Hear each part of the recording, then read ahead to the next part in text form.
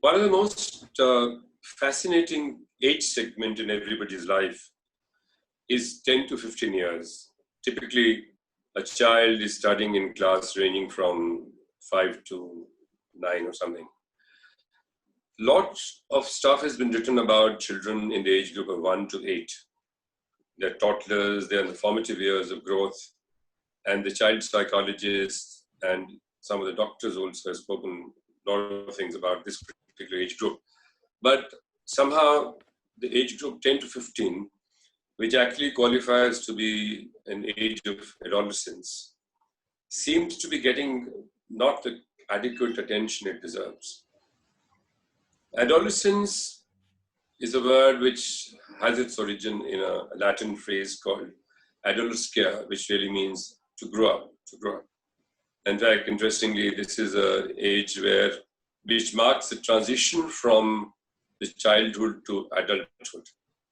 And this journey of 5 to 6 years, during which a child deserves to be called a teenager, in fact, is extremely eventful.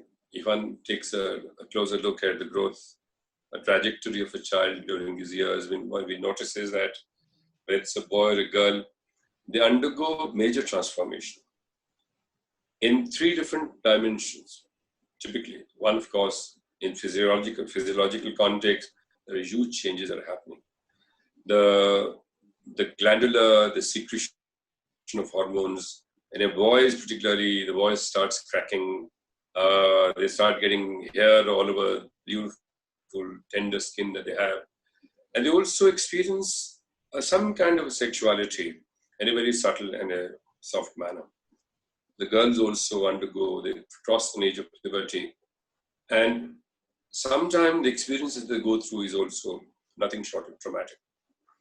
Now that's the physiological context. I think far more important changes are happening on the psychological front. The child is growing and has reached an age of adolescence. So he's neither too young to be looked after very carefully, nor is he too grown up to be treated as an adult. So he lies somewhere in between. And that's a bit of a crisis that is faced by the child during that particular age. But extremely important for us to understand that at that point of time, his cognitive faculties, his neural path, his cerebral ecosystem is undergoing a beautiful kind of transition. His analytical power, his power of reasoning is now started growing. Earlier on, when he was a child, he was only being told and he never questioned.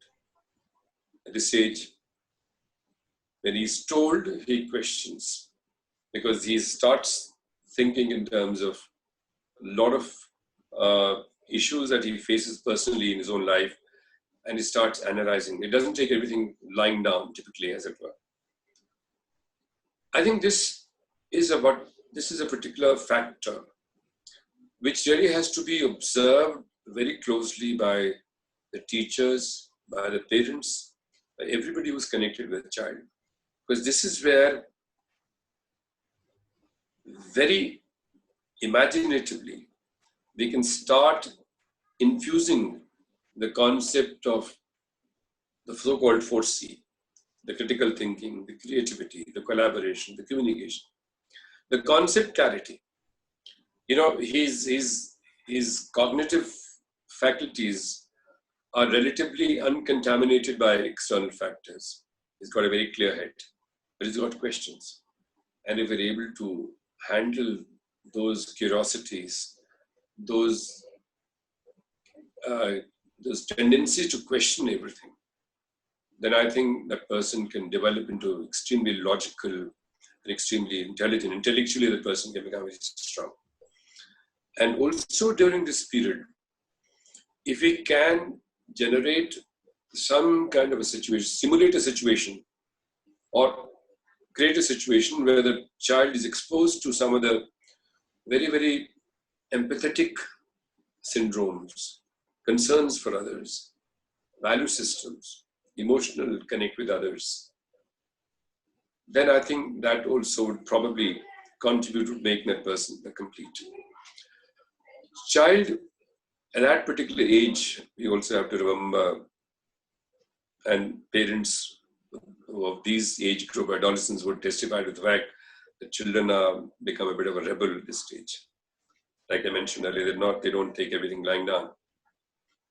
But that rebel in them has to be tamed, has to be guided. They develop a sense of discrimination which tells them what is right, what is wrong. But what they don't understand is the consequences of action, whether it's right or wrong. They're able to distinguish, they're able to tell truth from untruth, from being nice into being bad. But they're not fully sensitized to the consequences of action in these two categories. So if we are able to guide our children in this age, our adolescents, and I think the burden lies squarely on the shoulders of teachers and parents, because they spend a lot of time in the company of the teachers and the school system. The third extremely important factor, I think, which is equally critical, is that this age can also be extremely dangerous. It's a very impressionable age. They get influenced by lot many thoughts and lot many experiences that they go through in this, or they observe in other people. This age is dangerous in the context that you certainly start experiencing certain issues which probably give you a bit of enjoyment, a bit of a pleasure, a bit of a kick, and a false sense of identity. You want to prove yourself, so good chances the children start taking to drinking, to smoking, to drugs, and bit of a unwanted sexual escapades also sometimes.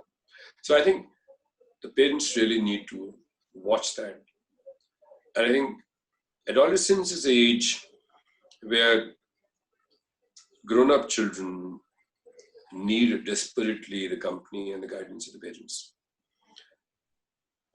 Girls, the companies of the mother, and boys in the company of the father. And of course, a collection of love and bonding from both the parents. We need to create this generation of adolescents who very soon will join the mainstream of active social life.